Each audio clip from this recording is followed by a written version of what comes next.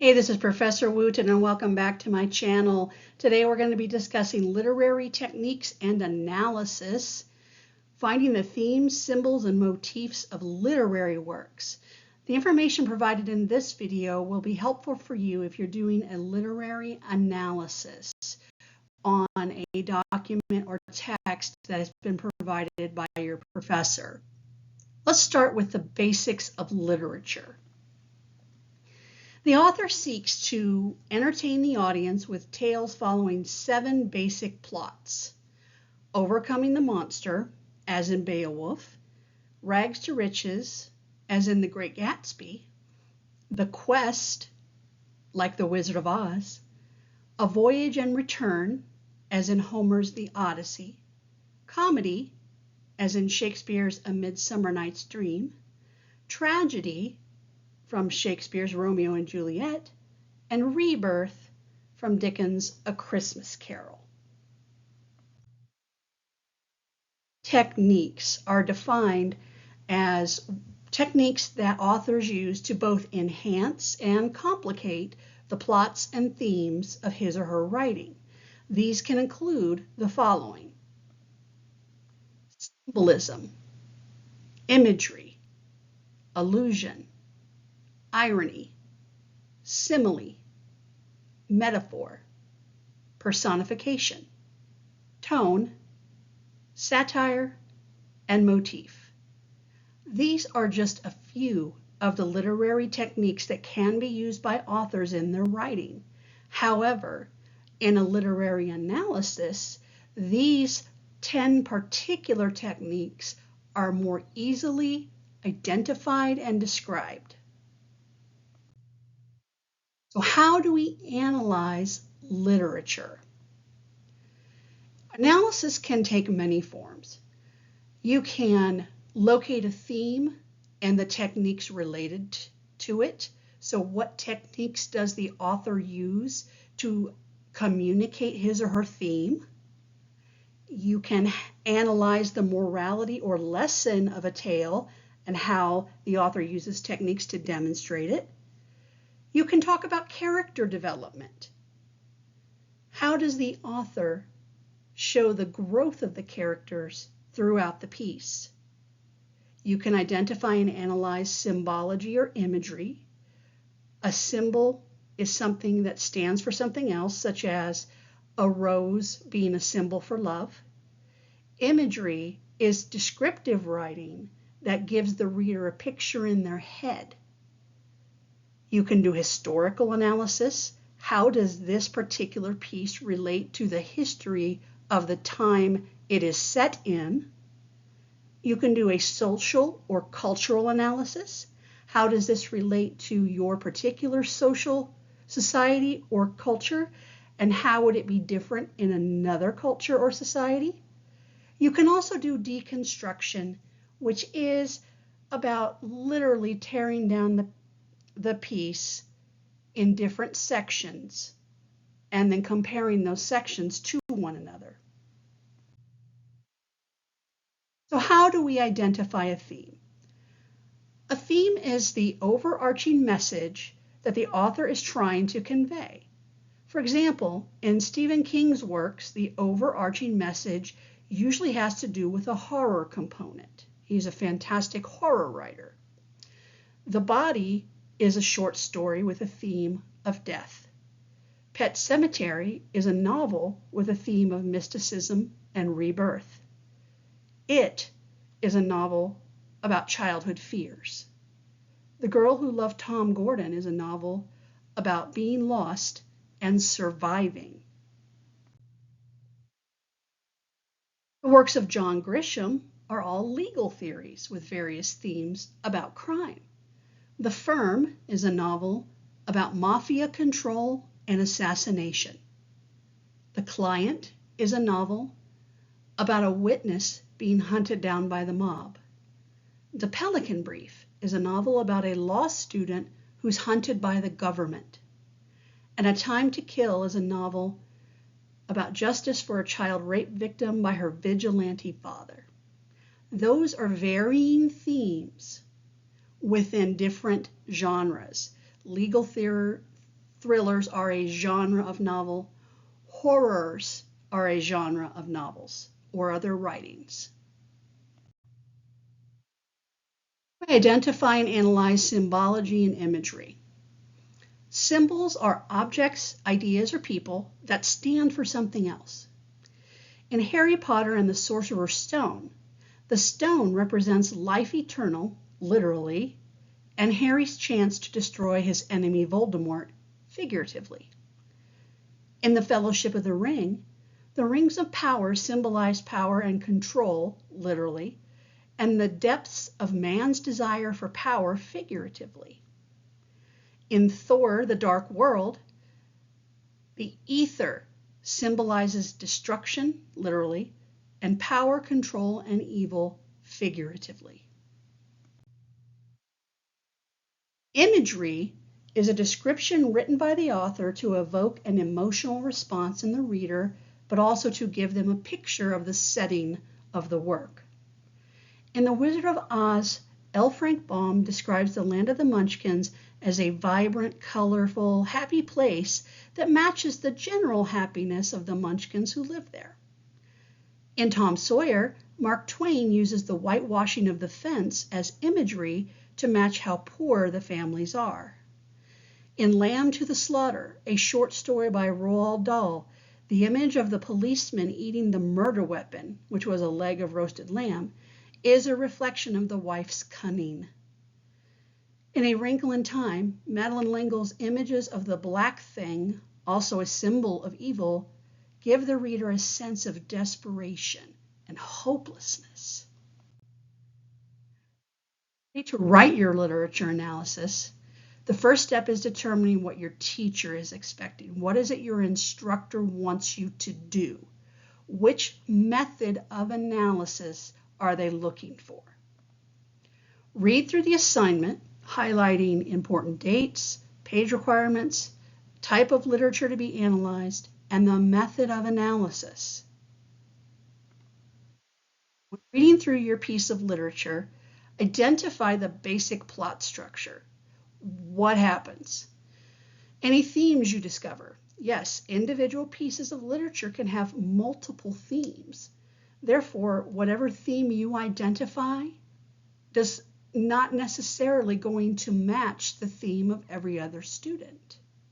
There are multiple themes in most works.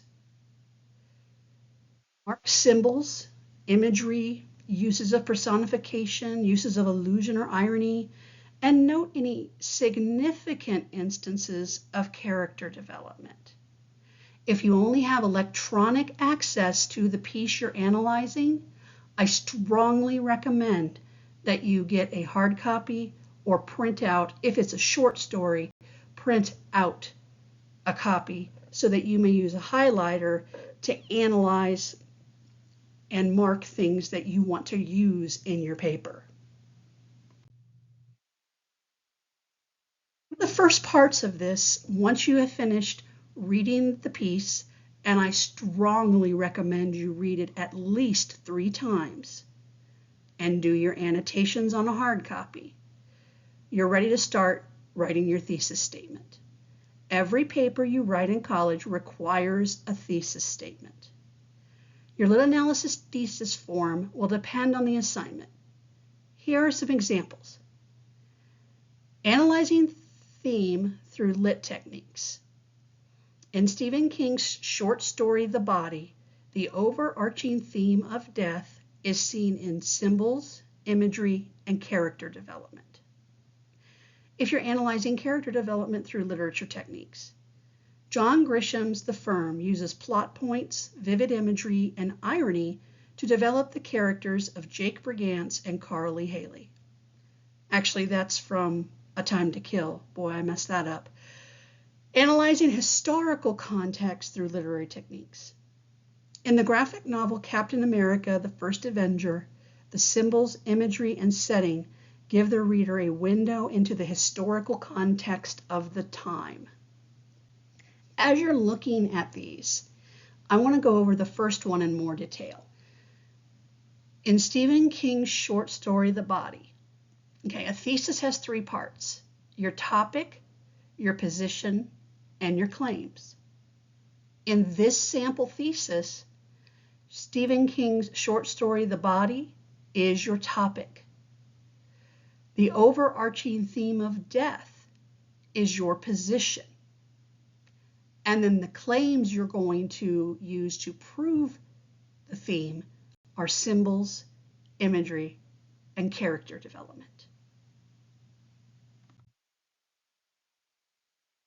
Once you have finished your thesis, a very, very useful tool to keep you organized and on track is an outline.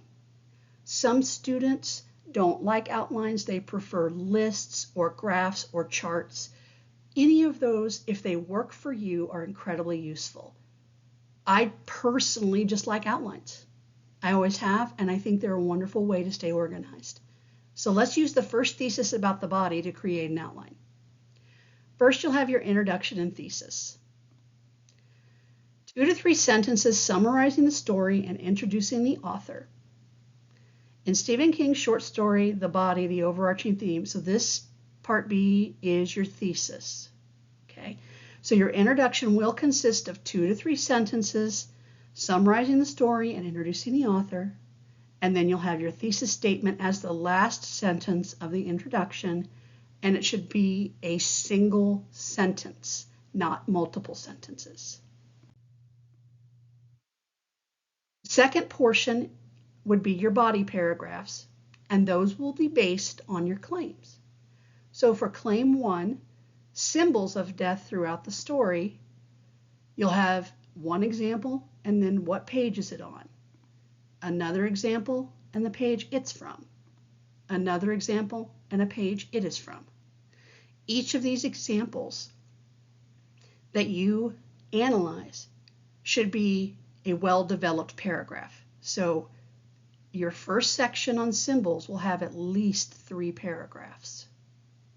A well-developed paragraph will be 4 to 6 sentences in length. Claim 2, imagery of death throughout the story, and we're going to follow the same example. Claim 3, character development from experiencing death, and again, we're going to follow the same pattern.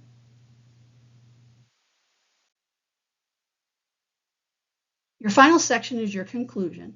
It will be a single paragraph. You will start by restating your thesis. Don't just copy and paste it. Rewrite it. But make sure that you maintain your topic, your position, and the same order of claims as they were in the first version of the thesis at the end of your introduction. In 2 to 3 sentences, summarize your claims and the evidence you provided. That could be something as simple as, in the body, the symbols included A, B, and C. Imagery included A, B, and C. The character development included A, B, and C. Finally, use a wrap-up statement to finish the paper. This can simply be something that lets your reader know you're done writing. It could be as simple as, death is a very scary experience for many, and in the body we learn, well, no, not we, the characters demonstrate that death is all around them. That would be a good wrap-up statement. And then you'll have your either works cited or reference page. It depends on whether you're doing MLA or APA.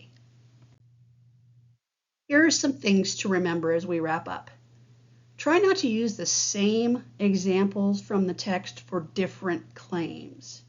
Try not to use the same passage for a symbol as you would for imagery. Try not to use the same passage for imagery as you might for character development or personification. Make sure that all of your examples are unique. Always include your in-text citations and references. Don't forget those.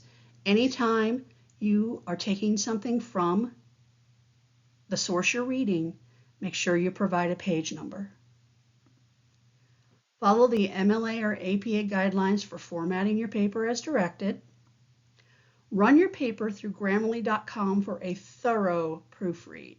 Do not use spell check. Spell check is not reliable, and Grammarly is currently, I believe, the best tool available online for checking your paper for not only grammar mistakes, spelling mistakes, punctuation mistakes, but also citation errors.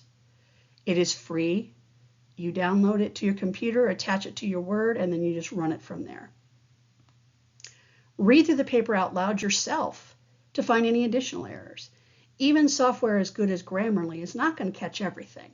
So it is really important that you read your paper out loud to yourself to find more mistakes.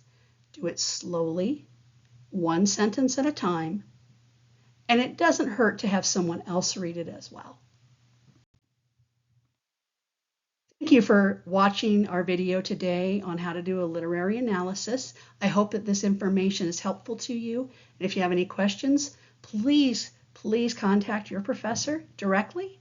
And I hope you have a great day.